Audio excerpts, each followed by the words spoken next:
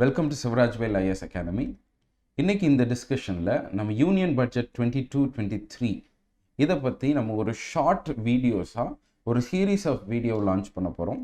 இன்றைக்கி நம்ம பட்ஜெட்டிங்கோட பேசிக்ஸை பற்றியும் இதில் இருக்கக்கூடிய ஃபினான்ஷியல் இண்டிகேட்டர்ஸ் என்ன அப்படின்னு ஒரு ப்ரீஃபான ஒரு ஓவர்வியூ மட்டும் பார்க்க போகிறோம். இது purely in perspective of UPSC. First ஒரு குவிக் ரிவிஷனாக ஏன் இந்த பட்ஜெட் ப்ராசஸில் என்னென்னலாம் இருக்குது அப்படின்னு பார்த்தா, இந்த பட்ஜெட்ன்றது ஜஸ்ட் ஃபினான்ஷியல் ஸ்டேட்மெண்ட் மட்டுமே கிடையாது. a list of documents will be presented before the parliament. அதில் கான்ஸ்டிடியூஷனே சில ரெக்குவயர்மெண்ட் இருக்குது. In the sense, constitution requires that these kind of statements need to be placed before the parliament. அதாவது article 112 ஒரு எஸ்டிமேட்டை முன்னாடி place பண்ணணும். that is called as the annual financial statement. ரெண்டாவது demand for grant, appropriation bill, finance bill, இந்த மாதிரியான டாக்குமெண்ட்ஸ்லாம் ஒரு budgetary ப்ராசஸில் ஆட்டோமேட்டிக்காக வரும். இதுதான் கான்ஸ்டிடியூஷனல் ரெக்குவயர்மெண்ட்னு சொல்கிறோம். ரெண்டாவது ஸ்டாச்சுட்ரி ரெக்குவயர்மெண்ட், அதாவது ஒரு சட்டம் மூலமாக சில டாக்குமெண்ட்ஸை பிளேஸ் பண்ண வேண்டிய கட்டாயத்தில் இருக்காங்க. அதுதான் இந்த எஃப்ஆர்பிஎம் சொல்லக்கூடிய இந்த act, fiscal responsibility and budget management act. இந்த ஆக்ட் படி நம்ம எதெல்லாம் ப்ரெசென்ட் பண்ணோம்னா, ஒன்று macro economic framework statement, medium term fiscal policy statement and third fiscal policy strategy statements. இது எல்லாத்தையுமே நம்ம டேபிள் பண்ணணும். நீங்கள் யூனியன் பட்ஜெட்டோட வெப்சைட், அஃபீஷியல் வெப்சைட்டில் நீங்கள் எடுத்து பார்த்தீங்கன்னா இது எல்லாமே உங்களுக்கு கிடைக்கும்.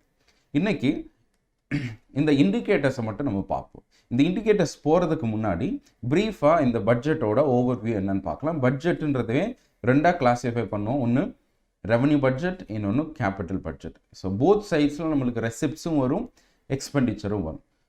இதெல்லாம் பேசிக்ஸ். நீங்கள் போய் குவிக்காக ஒரு ரெஃப்ரெஷ் பண்ணிக்கோங்க. ஃபஸ்ட்டு நம்ம என்ன பார்க்கலாம், இந்த டெஃபிசிட்ஸ் அப்படின்றத இதை வச்சு நம்ம ஒரு குவிக்காக ஒரு ரிவிஷன் பண்ணலாம். First revenue deficit. ரெவன்யூ டெஃபிசிட்னா என்ன? ரெவன்யூ டெஃபிசிட்ன்றது ஆஸ் த காலம் சேஸ் இட் இஸ் 10 - 1. 10ன்றது என்ன? இந்த லிஸ்ட்டில் எடுத்து பார்த்தீங்கன்னா 10 expenditure on the revenue account. So revenue சைடில் என்ன எக்ஸ்பெண்டிச்சர் வந்திருக்கு, -1. 1ன்றது ரெவன்யூ ரெசிப்ட்ஸ்.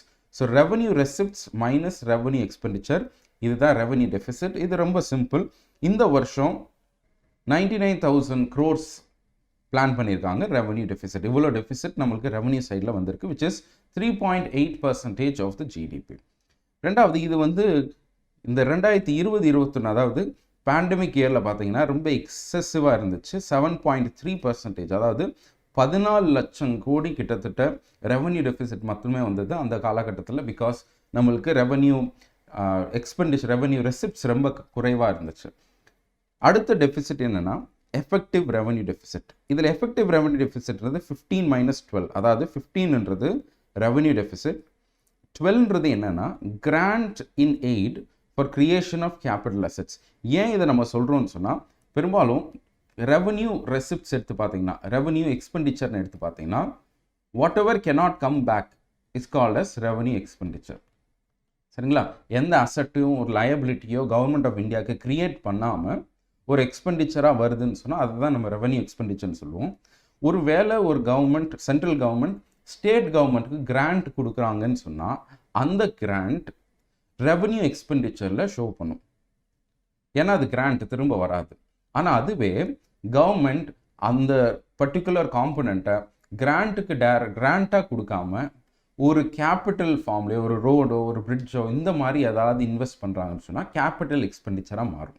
ஸோ இந்த கிராண்ட் ஸ்டேட் கவர்மெண்ட்ஸ் வாங்கி அவங்க ஏதாவது கேபிட்டல் இன்வெஸ்ட் பண்ணால் அப்போது இது இன்டைரக்டாக கேபிட்டல் எக்ஸ்பெண்டிச்சராக மாறுது. ஸோ எந்தெந்த காம்பனண்ட்லாம் கிராண்ட்டாக மாறி இருக்கோ அந்த காம்பனண்ட்டை ரெவன்யூ டெஃபிசிட்லேருந்து, ரெவன்யூ அப்படின்ற காம்பனண்ட்லேருந்து எடுத்துருவோம். ஸோ அதுதான் ரெவன்யூ டெஃபிசிட்டில் இருந்து whatever grants are used for the creation of capital assets அதை ரிமூவ் பண்ணிட்டா மீதி இருக்கிறது தான் நம்ம எஃபெக்டிவ் ரெவன்யூ டெஃபிசிட்னு சொல்கிறோம். மூணாவது ஃபிஸ்கல் டெஃபிசிட். இந்த ஃபிஸ்கல் டெஃபிசிட் காம்பனண்ட் எடுத்து பார்த்தீங்கன்னா 9ன்றது இங்கே டோட்டல் எக்ஸ்பெண்டிச்சர், ஒட்டுமொத்த எக்ஸ்பெண்டிச்சர், -1 அதாவது revenue receipts, 5 recovery of loans and 6 அதாவது அதர் ரெசிப்ட்ஸ். இதில் என்ன பண்ணுறோம் அப்படின்னு சொன்னால் நீங்கள் நல்லா கவனிக்க வேண்டியது, ரெசிப்ட்ஸ் ஒட்டுமொத்தமாக நம்ம எடுத்துக்கல. ஏன் எடுத்துக்கல அப்படின்னு சொன்னால் borrowings and liabilities, அதாவது கடன் வாங்கின அந்த அமௌண்ட்டை நம்ம ரெசிப்டாகவே கருதக்கூடாது. we should not be considering the borrowings as part of receipts. ஏன்னா இது ஒரு சின்ன மிஸ்னோமராகவும் ஒரு சின்ன இன்கன்சிஸ்டன்சி இருக்குது இதில். அதனால் அதை ரிமூவ் பண்ணிட்டா மீதி எதெல்லாம் கவர்மெண்ட் தானாக தன்னோட சோர்ஸை யூஸ் பண்ணி மொபிலைஸ் பண்ணியிருக்கோ அதை மட்டும் ரெசிப்ட்னு நம்ம கருதணும்னு சொன்னால் ரிமைனிங் என்ன இருக்கோ அதுதான் ஃபிஸ்கல் டெஃபிசிட். அதாவது டோட்டல் எக்ஸ்பெண்டிச்சர்லேருந்து எல்லா ரெசிப்ட்ஸையும் சேர்க்காம பாரோவிங்ஸை எக்ஸ்க்ளூட் பண்ணது போக என்ன ரெசிப்ட் இருக்கோ இது ரெண்டையும் நம்ம மைனஸ் பண்ணோன்னா what we have is fiscal deficit. அப்போ நம்ம ஒரு கேள்வி கேட்கலாம், அப்போ டோட்டல் நிறைய பேருக்கு இப்படி ஒரு ஃபால்ஸான மிஸ்கன்செப்ஷன் இருக்குது. டோட்டல் எக்ஸ்பெண்டிச்சர் மைனஸ் டோட்டல் ரெசிப்ட்னு ஒரு கான்செப்ட் இருக்குதா அப்படின்னு பார்த்தீங்கன்னா கிடையாது. கவர்மெண்ட் 1996 வரைக்கும் இந்த மெத்தட் ஃபாலோ பண்ணிட்டு இருந்தாங்க. இப்படி டோட்டல் எக்ஸ்பெண்டிச்சரையும் டோட்டல் ரெசிப்டையும் எடுத்து அது போக டெஃபிசிட் இருக்கான்னு பார்த்தா அதுக்கு பேர் தான் பட்ஜெட் டெஃபிசிட். இந்த பட்ஜெட் டெஃபிசிட்ன்ற காலம் இப்போதைக்கு கிடையாது. ஏன் அப்படின்னா இந்த நம்பர் எடுத்து பார்த்தீங்கன்னாலே உங்களுக்கு தெரியும், டோட்டல் ரெசிப்ட்ன்றது 39 லட்சம், டோட்டல் எக்ஸ்பெண்டிச்சர்தும் எக்ஸாக்ட் அமௌண்ட்டாக இருக்கும். ஸோ அதனால we don't have a concept of budget deficit. ரெண்டாவது நம்ம முக்கியமாக கவனிக்க வேண்டியது என்னென்னா, சில புக்ஸ் எல்லாம் fiscal deficit is equal to total borrowings அப்படின்னு கொடுத்துருப்பாங்க. இதுவும் கரெக்ட் தான். ஏன் அப்படின்னு சொன்னால் நீங்கள் borrowings-ஐ தவிர்த்து மீதி எல்லாத்தையும் ரெசிப்டாக எடுத்து கழிச்சாலும் என்ன மீதி இருக்கோ அதை கண்டிப்பாக borrow பண்ணி ஆகணும். So whatever is the gap that you have to meet it through borrowings. So எக்ஸாக்டாக ஃபிஸ்கல் டெஃபிசிட்டில் என்ன இருக்குதோ, அதாவது இந்த வருஷம் நீங்கள் எடுத்து பார்த்தீங்கன்னா 16 லட்சம் கோடி 16 lakh crores கவர்மெண்ட்டுக்கு டெஃபிசிட், ஃபிஸ்கல் டெஃபிசிட். இந்த ஃபிஸ்கல் டெஃபிசிட்டை பாரோ பண்ணியே ஆகணும். ஸோ இந்த ஐட்டம் நம்பரும் இந்த பாரோவிங்கிற நம்பரும் எக்ஸாக்ட்லி ஈக்குவலாக இருக்கும். கடைசியாக 18வது 17 - 11 பிரைமரி டெஃபிசிட். பிரைமரி டெஃபிசிட்னா என்ன? பிரைமரி டெஃபிசிட்டோட எய்ம் அந்த பர்டிகுலர் கவர்மெண்ட் எவ்வளவு தான் விதவுட் ஆஃப்டர் எக்ஸ்க்ளூடிங் த இன்ட்ரெஸ்ட் பேமெண்ட்டை தவிர்த்தது போக மீதி எவ்வளோ அவங்களா ஒரு லயபிலிட்டி கிரியேட் பண்ணியிருக்காங்கன்னு பார்க்கறதுக்காக இந்த பிரைமரி டெஃபிசிட்ன்ற கான்செப்ட் வச்சுருக்கோம். இதில் 17 - 11 17ன்றது ஃபிஸ்கல் டெஃபிசிட். ஸோ ஒட்டுமொத்த ஃபிஸ்கல் டெஃபிசிட்டில் 11 அப்படின்றது இன்ட்ரெஸ்ட் பேமெண்ட். ஸோ இன்ட்ரெஸ்ட் கட்டுறதுக்காகவே நம்ம நிறைய லோன் வாங்க வேண்டியது இருக்குது. இன்ட்ரெஸ்ட் கட்ட வேண்டியது பழைய லோன்ஸ்க்கும் வாங்கணும். ஸோ இந்த பர்டிகுலர் கவர்மெண்ட் எவ்வளோ லோன் வாங்கியிருக்காங்க, எவ்வளோ க்ரியேட் பண்ணியிருக்காங்கிறது புரிஞ்சுக்கிறதுக்காக ப்ரைமரி டெஃபிசிட்ன்ற ஒரு இண்டிகேட்டர் நம்மளுக்கு அவசியமாக இருக்குது. இதுலேயும் எடுத்து பார்த்தீங்கன்னா இந்த எல்லா பேராமீட்டர்லையும் ஆஃப்கோர்ஸ் ஃபிஸ்கல் டெஃபிசிட் தான் 6.4% ஆஃப் ஜிடிபி அப்படின்னு நம்ம பார்க்குறோம். ஸோ இதுதான் பேசிக் ஐடியா அபவுட் டெஃபிசிட்ஸ். ரெண்டாவது இப்போது 14வது ஒரு ஐட்டம் இந்த வருஷத்துலேருந்து இன்க்ளூட் பண்ணியிருக்காங்க. இது என்ன அப்படின்னு சொன்னால் 12 + 13. 12ன்ற ஐட்டம் என்ன? Grant in aid for creation of capital assets. 13ன்றது கேபிட்டல் எக்ஸ்பெண்டிச்சர். அதாவது நம்ம எப்படி நம்ம எஃபெக்டிவ் ரெவன்யூ டெஃபிசிட் அப்படின்ற ஒரு கான்செப்ட் வச்சுட்டு ரெவன்யூலேருந்து நம்ம grants that are used for capital அசெட்ஸை ரிமூவ் பண்ணமோ அதே மாதிரி கேபிட்டல் எக்ஸ்பெண்டிச்சர் கவர்மெண்ட் எவ்வளோ பண்ணியிருக்காங்க டைரக்டாக, அதை தாண்டி கிராண்டாக கொடுத்து கிராண்ட் மூலமாக இன்டைரக்டாக எவ்வளோ கேபிட்டல் எக்ஸ்பெண்டிச்சர் பண்ணியிருக்காங்கன்றத குறிக்கிறதுக்காக நம்ம புதுசாக ஒரு ஐட்டம் இங்கே இப்போ இன்க்ளூட் பண்ணியிருக்கோம் இந்த வருஷத்துலேருந்து. அது எஃபெக்டிவ் கேபிட்டல் எக்ஸ்பெண்டிச்சர்ன்ற வார்த்தை. இப்போ இதுதான் அடிக்கடி நியூஸில் இருந்தது. கிட்டத்தட்ட 10 லட்சம் கோடி கவர்மெண்ட் டைரக்டாகவும் இன்டைரக்டாகவும் கேபிட்டல் எக்ஸ்பெண்டிச்சர் பண்ணுறாங்கன்னு புரிஞ்சுக்கலாம். இப்போ டெஃபிசிட் ஸ்டாட்ஸ் எடுத்து பார்த்தீங்கன்னா ஃபிஸ்கல் டெஃபிசிட் அப்படின்றது கிட்டத்தட்ட இதுதான் ரொம்ப ப்ரைமரி கோல். ஏன் அப்படின்னு சொன்னால் இந்த ஃபிஸ்கல் டெஃபிசிட்டில் கூட நம்மளுக்கு எஃப்ஆர்பிஎம்மில் டார்கெட் இருந்தது. இந்த எஃப்ஆர்பிஎம் டார்கெட் 2003 போட்ட டார்கெட் 2021 2008 நம்ம 3% அடைய வேண்டும்னு இருந்துச்சு. ஆனால் கிரைசிஸ் வந்தனால அதை பண்ண முடியல. அப்புறம் 2018 மறுபடியும் ஒரு அமெண்ட்மெண்ட் கொண்டு வந்து 2021 நம்ம ஃபிஸ்கல் டெஃபிசிட்டை எலிமினேட் பண்ணணும், அதாவது ஃபிஸ்கல் டெஃபிசிட்டை 3 கொண்டு வரணும்னு நினச்சோம். அதுவும் நம்மளால் பண்ண முடியாதனால இப்போது நம்ம லாஸ்ட் இயர் 2021 கவர்மெண்ட்டோட ஸ்லைடு பார்த்து என்ன அப்படின்னு சொன்னால் 4.6% பை 2025 இதுதான் கவர்மெண்ட்டோட டார்கெட். கிளியர்? ஸோ ஃபிஸ்கல் டெஃபிசிட்ன்றது ரொம்ப இம்பார்ட்டன்ட். ரெவன்யூ டெஃபிசிட்டாக இருக்கட்டும், இதெல்லாம் வந்து இவந்தோ சப் டார்கெட்ஸ் இருந்தாலுமே இப்போதைக்கு அதிகமாக நம்ம பேசக்கூடியது, ரொம்ப கவனிக்கக்கூடியது இந்த ஃபிஸ்கல் டெஃபிசிட். லாஸ்ட் இயருக்கு முந்தின வருஷம் பேண்டமிக் இயரில் 9.2% ஜிடிபியாக இருந்தது. இந்த வருஷம் ரிவைஸ்ட் எஸ்டிமேட் 6.9ன்னு சொல்கிறாங்க. வர்ற வருஷம் பட்ஜெட் எஸ்டிமேட் படி 6.4%, விச் மீன்ஸ் 9லேருந்து நம்ம குறைச்சிக்கிட்டு வர்றோம் அப்படின்னு நம்ம புரிஞ்சுக்கலாம். ஸோ ஃபிஸ்கல் கன்சாலிடேஷன் அப்படின்ற ஸ்டெப்புக்கு கவர்மெண்ட் முன்னு வந்துட்டு இருக்காங்க அப்படின்றத நம்ம இந்த பர்டிகுலர் சார்ட்லேருந்து புரிஞ்சுக்க முடியும். ரெசிப்ட்ஸ் ஆஃப் த கவர்மெண்ட் நம்ம எடுத்து பார்த்தோம்னா கவர்மெண்ட்டுக்கு எது மூலமெல்லாம் வருவாய் வருது அப்படின்னா ஆப்வியஸ்லி நம்மளுக்கு டேக்ஸ், நான் டேக்ஸ் அப்படின்னு நம்ம பார்ப்போம். இந்த 2 டேக்ஸ் நான் டேக்ஸ் போக இந்த ரெசிப்ட்ஸ் எல்லாத்தையும் லெட்ஸே இது வந்து போத் ரெவன்யூ அண்ட் கேபிட்டல். இந்த ரெசிப்ட்ஸ் எடுத்தால் கேபிட்டல்ன்றது பாரோவிங்ஸ். ஸோ அதிகமாக கவர்மெண்ட்டுக்கு இப்போதைக்கு ஒரு சிங்கிள் ஏரியாலேருந்து அதிகமாக வர்றது for every 1 rupee 35 paise is coming from borrowing and liabilities. Remaining 15% இருக்கிறதுலே biggest tax bracket of the government is GST for the next year. அதுக்கு அடுத்தபடியாக கார்ப்பரேட் டேக்ஸும் இன்கம் டேக்ஸும் வருது. Excise duty 7 paise, customs is 5 paise.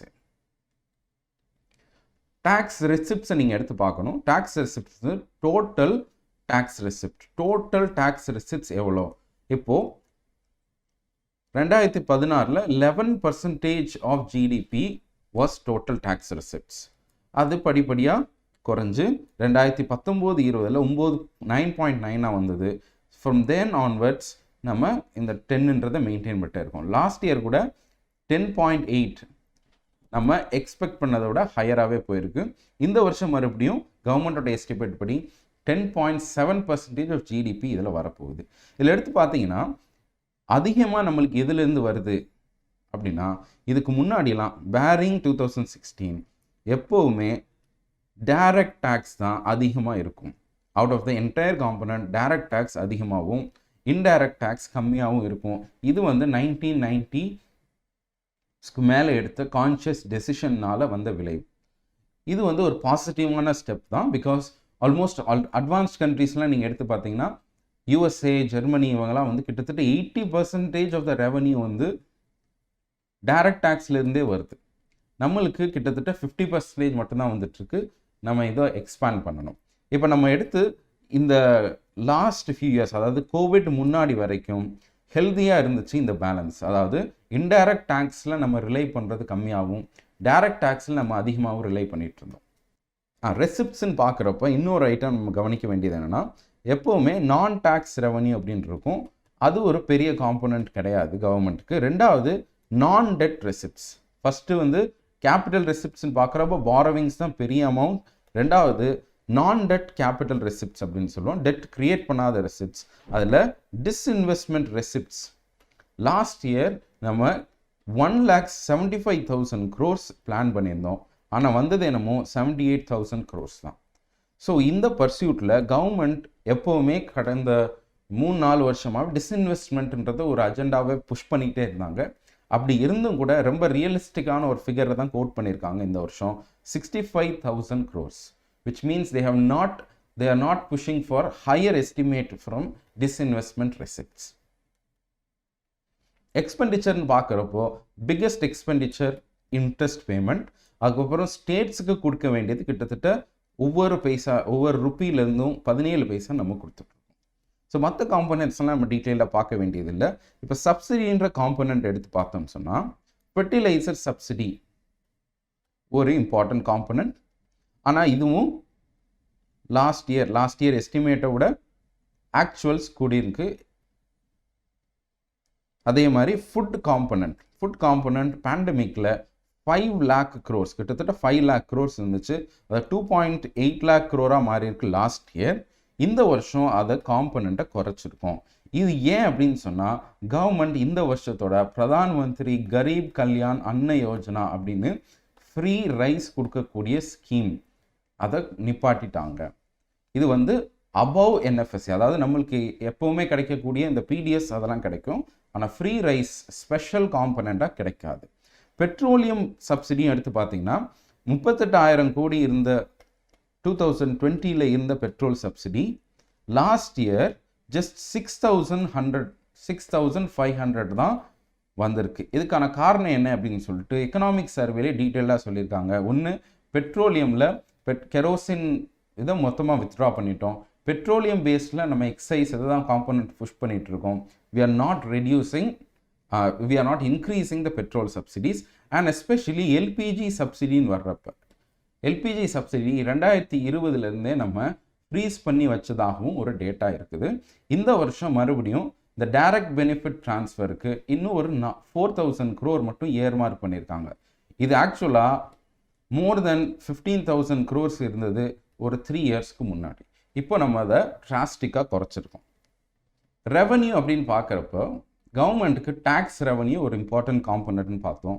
இப்போ கவர்மெண்ட்டுக்கு எவ்வளோ தான் வந்திருக்கு ரெவன்யூ, ஸோ ஸ்டேட்ஸுக்கு போக மீதி எவ்வளோ வந்திருக்கு நம்ம பார்த்தோன்னா, சென்டர்ஸ் நெட் டேக்ஸ் ரெவன்யூ கிட்டத்தட்ட 19 லட்சம் கோடி. So 19 lakh crore is estimated. இது நிறைய பேர் அதுக்கப்புறம் after the budget some news articles which criticize this amount that it is a gross underestimation of revenue. ஏன் இது அப்படி சொல்கிறாங்கன்னு சொன்னால், லாஸ்ட் இயர் மட்டும் கவர்மெண்ட் எஸ்டிமேட் பண்ணது 15 லட்சம் கோடி. ஆனால் இப்போ வரைக்குமே எஸ்டிமேட் படியே 17 lakh crores மேலே தாண்டலாம் அப்படின்னு சொல்கிறாங்க. அது மட்டும் இல்லை, அதிகமான டேக்ஸஸ் மார்ச் மாதம் பே பண்ணப்படும். ஸோ மார்ச் 2022 லாஸ்ட் மந்தில் லாஸ்ட் எஸ்டிமேட்டை பே பண்ணுவாங்க. ஸோ இது 17 விட 18 இருக்கலாம், 19 இருக்கலாம் அப்படின்னு கூட some estimates are saying. So இந்த வருஷமே 19 lakh crores வர்றப்போ இதில் இருந்து நம்ம இன்க்ரீஸ்டான அமௌண்ட்டில் தானே நம்ம we should make an estimate. So the government is underplaying or underestimating its revenue அப்படின்னு ஒரு சார்ஜ் இருக்குது. ஃபிஸ்கல் டெபிசிட்ன்றது நம்ம 6.4 குறைச்சிருக்கோம் அப்படின்னு நம்ம பார்க்குறோம். ஆனால் 6.4ன்றது as a percentage of GDP. Understand, next இயரோட ஜிடிபியிலேருந்து 6.4, ஆனால் நெக்ஸ்ட் இயரோட ஜிடிபி சைஸ் ரொம்ப பெருசாக போகுது according to estimate. Because right now இது அதுவும் போக இந்த ஜிடிபின்றது it is not based on real GDP. Understand, இது ரியல் ஜிடிபி பேசிஸில் கிடையாது. இந்த 6.9 7% இந்த கம்பேரிசன்ஸ்லாம் it is on the basis of nominal GDP. So இந்த நாமினல் ஜிடிபி பற்றி பார்த்தோன்னா கிட்டத்தட்ட 250 lakh crores போகிறதுக்கான வாய்ப்புகள் இருக்குது if we are able to achieve 8% growth in the next year. So this is the estimate. This is the approximate estimate of most of the economic entities. So இப்படி பார்க்குறப்போ 6.4ன்றது as a percentage கம்மியாக இருந்தாலுமே it exerts a pressure in the market in the form of higher government borrowing. அதாவது last year 1,59,000 crores கவர்மெண்ட்டுக்கு fiscal டெபிசிட்டாக வந்திருக்கு. That is 6.9. But அதை விட we are borrowing more, 16 lakh rupees we are borrowing. So extra borrow பண்ணாலும் the number is less. So even though it is 6.4, it is not a true picture of fiscal consolidation. இந்த FRBM act படி present பண்ண இந்த 3 ஸ்டேட்மெண்ட்ஸில் government தெளிவாக அவங்களோட ப்ரொஜெக்ஷன்ஸை கொடுத்துருக்காங்க. ஒன்று, இந்த வருஷம் budget is guided by economic growth momentum while committed to the path of fiscal consolidation. So இதில் என்ன பண்ணுறாங்க அப்படின்னு சொன்னால், நாங்கள் க்ரோத்துக்காக ஃபிஸ்கல் எக்ஸ்பேன்ஷன் பண்ணினாலும் கூட நாங்கள் ஓவராக எக்ஸ்பேண்ட் பண்ணலை. ஏன் அப்படின்னு சொன்னால் we are still sticking on to fiscal consolidation. Fiscal consolidation-னா simply put bringing down the fiscal deficit. அதை தாண்டியும் எங்களுக்கு அதிகமாக வந்ததுக்கான காரணம் என்ன அப்படின்னு சொன்னால், because of our increasing capital investments. போன வருஷத்தை விட ரொம்ப சப்ஸ்டான்ஷியலாகவே அதிகமாக இருக்குது. ரெண்டாவது, in line with the commitment made for last year நாங்கள் கமிட் பண்ணது போக இந்த fiscal consolidation path we are going to achieve 4.5% by 2025. So இந்த வருஷம் 6.4 ஒருவேளை இதே மாதிரி எந்த ப்ராப்ளமும் இல்லை எக்கானமிலன்னு சொன்னால் அடுத்த வருஷம் இன்னும் குறைச்சி இன்னும் 3 வருஷத்தில் 2025குள்ளே 4.5 குறைப்பாங்க. So this is the medium term fiscal policy strategy. இது பட்ஜெட்டோட பேசிக்ஸ் அண்ட் ஃபிஸ்கல் இண்டிகேட்டர்ஸ்.